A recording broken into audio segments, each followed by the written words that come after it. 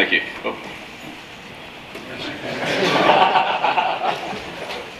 I appreciate everybody coming out today.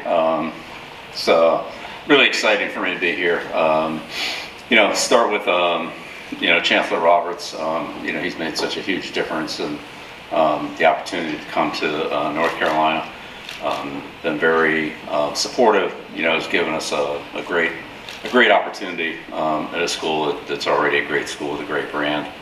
And obviously, Bubba Cunningham, Steve Newmark, those guys have been great. Our alumni, Mike Lombardi and I we're into the double figures on the donor events and alumni events, things like that. And I'd say the support's been overwhelmingly tremendous. Not only supportive, but engaged and, very excited.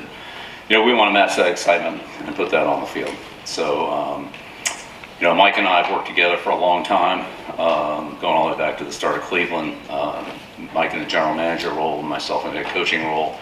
And, we've had a lot of experience in dealing with kind of what the college football landscape is now. Similar, not the same, but similar in terms of, NIL, revenue sharing, free agency, if you will, and, recruiting, post-draft type recruiting as opposed to drafting. And so, Mike's done a great job of, I'd say reinforcing the roster. We have a number of players here that have been here that we're, excited to work with. We have two of them here, Jordan and Will. But also, we brought in a lot of players. We have 70 new players from last year, so that weren't on the roster last season. So, that's a lot of people and a lot of turnover. It's also been that way with our coaching staff. Some of the players or some of the staff members on the coaching end and on the support end and scouting I've worked with in the past, but there are a lot of new people there. So when you combine all the scouting support and player transition into the program, it's a lot. And we're very much looking forward to getting out on the field next week and seeing it all come together. I've been super impressed with the way our players have competed. They've worked really hard. I think they're in good condition. We've hit a lot of personal. They've hit a lot of personal high marks, in whether it be strength, speed, explosion, different measurements that we've taken through the course of the training, the beginning through the end, and looking back on their career from previous training years. Like, these guys have really worked hard, and they have a lot to show for it. And so we're almost at the point where we can get out there and start putting together the chemistry, the timing, the execution, the communication, that we need to have on the field. But Mike and his scouting staff have really, between the scouting on the freshmen or the incoming recruits, the 26th class, which is already looking like that'll be a pretty positive group, and two transfer portals. The roster is very competitive, and I look forward to seeing how all that plays out. And everybody's got a lot of focus, obviously, on the TCU opener, which is in our sights. But really, right now, the big thing for us is just stacking good training days, one on top of another, one at a time, and being ready to go not only for the opener but for the entire regular season and the ACC schedule. So. That's our outlook. Just, put good days together, take advantage of every opportunity. Don't let any days go by where we don't continue to improve, get better, and get closer to, becoming the most consistent and best football team we can be when we step out on the field. And that'll hopefully continue every week. But we'll continue to improve as a team and all the way through the course of the season. So that's what we've always tried to do, and so that'll be our goals this year. Coach, thank you. We will take questions from the room as it has been in the past. Please identify yourselves and the agency that you are with, and we'll get to as many questions in 10 minutes before our student athletes as we can. And our first question will come first row, left side, coach, right in front. Dan Tortora, wakeupcalldt.com. Coach, coming to this specific institution and developing these players off the field, why it was right for you to come to North Carolina and develop these Tar Heels? Yeah, thanks, Dan. developing players is really what coaching is, and that's what we do. We take great pride in that, myself and our staff, and players who want to be developed. So a Carolina player is a player who wants to be a good football player, who wants to work hard, who wants to make a commitment towards improving on a regular basis, both training and team execution on the field. And so when we get those players, we see a lot of improvement, a lot of development, and that's going back, what was it, Cleveland, where Mike and I put together an offensive line where, 4 of the 5 stars are free agents, or in New England where we had a number of, low draft choices, or high draft choices, I should say. I said Brady and Edelman, players like that, who turned out to be great players, as well as some of the other players, are higher picks that developed, like Gronkowski, and so forth. So development's a big part for us, and players that want to come in, work hard, be good players, learn and compete. Competition's what makes us all better. Again, the best competition for me, I learn the most from, going against, great offensive coaches like, Andy Reid and Kyle Shanahan, Mike Shanahan, Joe Gibbs, and all those guys that I competed against. That's what made me great as a coach, or made me work the hardest as a coach, was to compete against those people. And so same thing for the players. Internal competition, the competition we have daily on the field, will get us most ready for the competition that we'll face on Saturdays, or whenever the games are. So, thank you. Coach, right side, 5th row, hard to the right side. Standing up now. Yes. Hey, Coach. Thomas Christopher of the League Winners. I have a 2-part roster building and general football question for you. Do you believe that the evolution of the fullback position, kind of being turned more into an H-back role, was more due to roster flexibility and player versatility? And with the cyclical nature of football, do you see that position kind of being revitalized now that defenses are more finesse-driven? Well, hopefully we won't be in the finesse-driven category. We're certainly not shooting for that.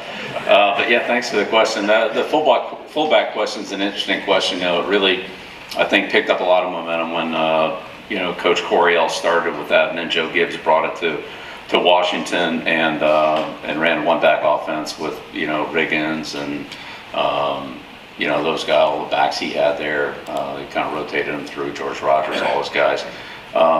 And then that game they caught on definitely throughout the NFL.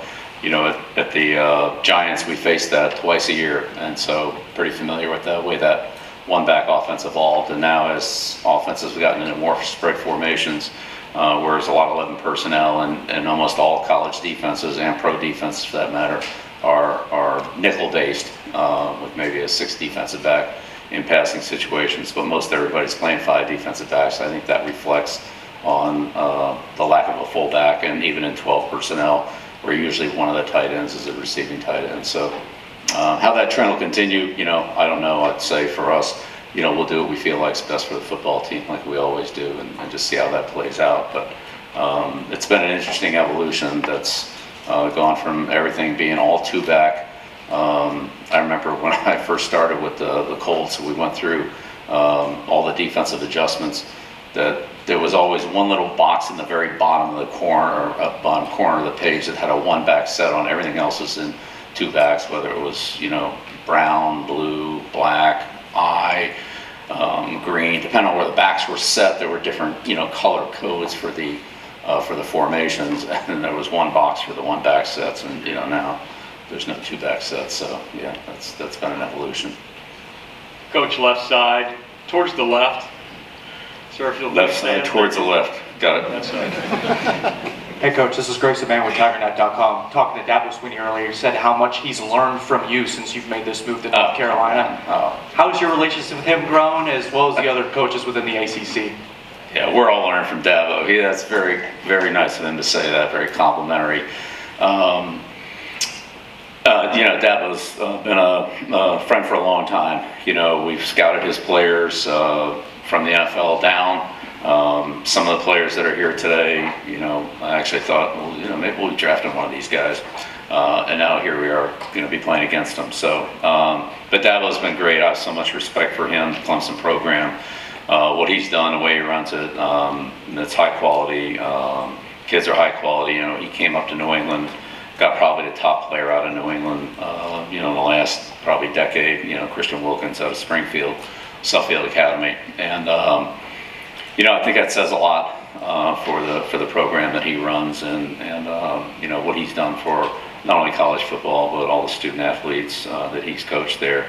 They've gone on to represent him and the school very well.